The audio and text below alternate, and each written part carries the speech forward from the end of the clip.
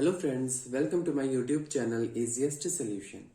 Friends, इस video में आज हम देखने वाले हैं सॉफ्टवेयर डेवलपमेंट लाइफ साइकिल, जिसे हम कहते हैं SDLC।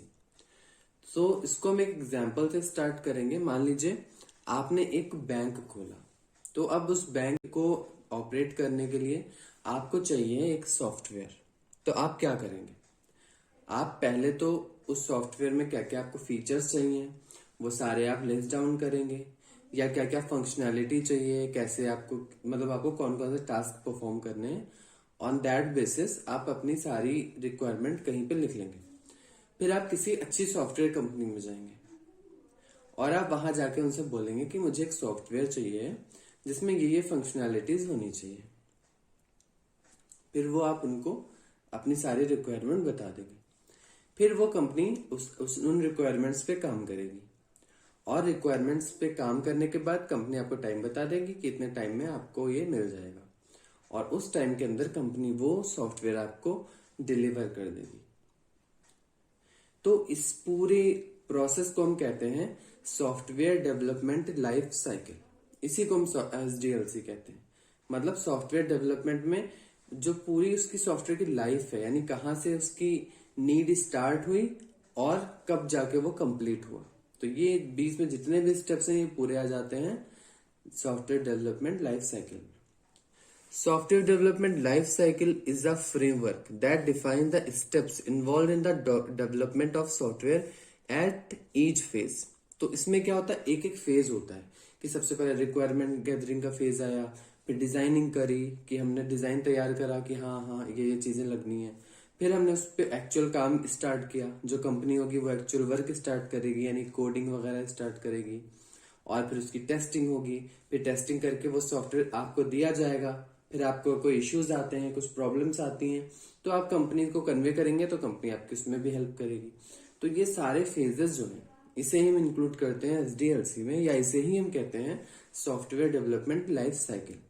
तो इन फेजेस को हम एक एक करके स्टडी करते हैं SDLC में।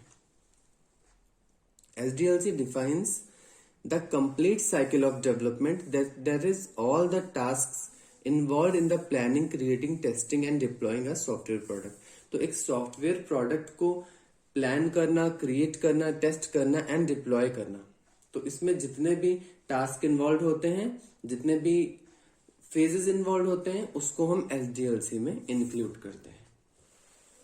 So this is the diagram of SDLC। तो सबसे पहले फेज आता है हमारा रिक्वायरमेंट गैदरिंग एंड एनालिसिस। तो सबसे पहले क्या होता है, रिक्वायरमेंट गैदर करी जाती है, यानी जो भी कस्टमर है, जैसे मैंने स्टार्टिंग में एग्जांपल दिया था कि आप बैंक खोला है और आपको सॉफ्टवेयर की जरूरत है, तो आप अपनी रिक्वायरमेंट क्या करेंगे, कंपनी को कन्वे करेंगे। कंपनी उन रिक्वायरमेंट को क्या करेगी, गैदर करेगी। गैदर करने के बाद एनालाइज करेगी, क्योंकि एनालाइज इसलिए करेगी क्योंकि कंपनी देखेगी कि क्या क्या फीचर आपको चाहिए और क्या क्या उसमें टूल्स कंपनी को यूज करने पड़ेंगे। उसके बाद कंपनी एक डिजाइन तैयार करेगी। डिजाइन का मतलब एक लेआउट तैयार करेगी कि हाँ ये मॉड्यूल रहेंगे। एक कंप्लीट डिजाइन तैयार कर लेगी। डिजाइन का मतलब क्या, कौन कौन से फीचर्स रहेंगे, कौन कौन से मॉड्यूल्स बनाने हैं, एवरीथिंग डिजाइन में आ जाएगा। फिर डिजाइन के बाद क्या होता है, company implementation and coding start करेगी। इम्प्लीमेंटेशन का मतलब यानी कंपनी के जो डेवलपर्स हैं, कंपनी सबको टास्क देगी, अलग अलग डेवलपर को अलग अलग टास्क दिया जाएगा कि आप ये मॉड्यूल डेवलप करिए, आप ये मॉड्यूल डेवलप करिए, और सब क्या करेंगे, उसकी कोडिंग स्टार्ट कर देंगे।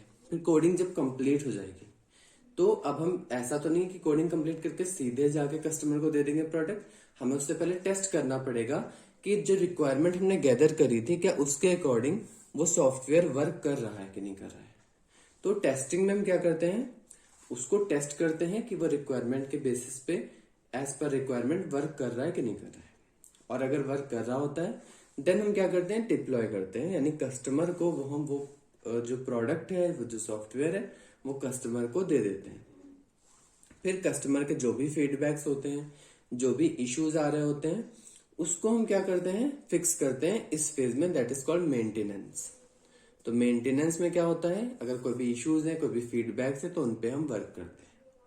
So this is the cycle जिसे हम कहते हैं सॉफ्टवेयर डेवलपमेंट लाइफ साइकिल, जो कि रिक्वायरमेंट से स्टार्ट होती है और मेंटेनेंस पे खत्म होती है।